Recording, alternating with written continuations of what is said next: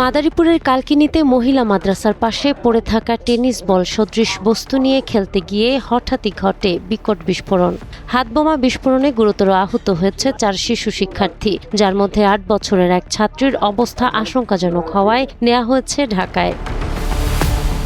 শনিবার সকালে কালকিনি পৌরসভার গোপালপুর দারুস সুন্নাহ মহিলা মাদ্রাসায় আসার পথে পাশে থাকা একটি বসতঘরের সামনে ঘটনাটি ঘটে। সেখানে পড়ে থাকা টেনিস বলের মতো একটি ককটেল কুড়িয়ে পেয়ে খেলছিল শিশুরা। হঠাৎ বিকট শব্দে বিস্ফোরিত হলে চারদিকে আতঙ্কের সৃষ্টি হয়। তখন একটা বড় আওয়াজ হয়েছে, ওই জায়গা কেউ ফোন দিয়েছে, গ্যাস সিলিন্ডার বাস এই দৌড়ে এসে আবার বাইরে নিয়ে আসে মাদারীপুর রোটিতে নিব, ওই জায়গায় রক্ত মানে না, এই হাতে ফাইটা এরকমই হয়ে গেছে, হাতটা এরকম ফাইটা গেছে, হাত ভাঙছে, এই সাইড থেকে কিছু নাই, ঢাকার এবার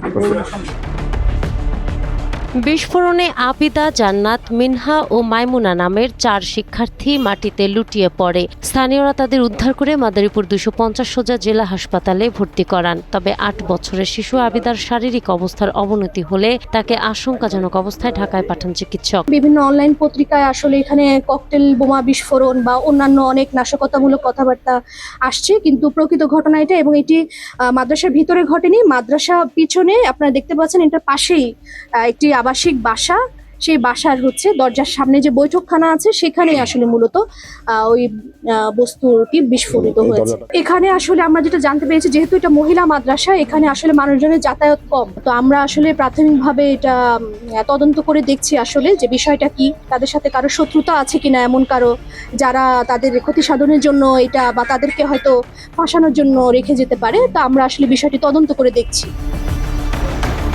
ঘটনার খবর পেয়ে পুলিশ দ্রুত ঘটনাস্থলে পৌঁছে আলামত সংগ্রহ করেছে। আবাসিক এলাকায় ও শিক্ষা প্রতিষ্ঠানের পাশে এমন ভয়ঙ্কর বোমা এলো কিভাবে, তা নিয়ে ক্ষোভ বিরাজ করছে স্থানীয়দের মাঝে। নাহার বৃষ্টি, টাইমস টুডে।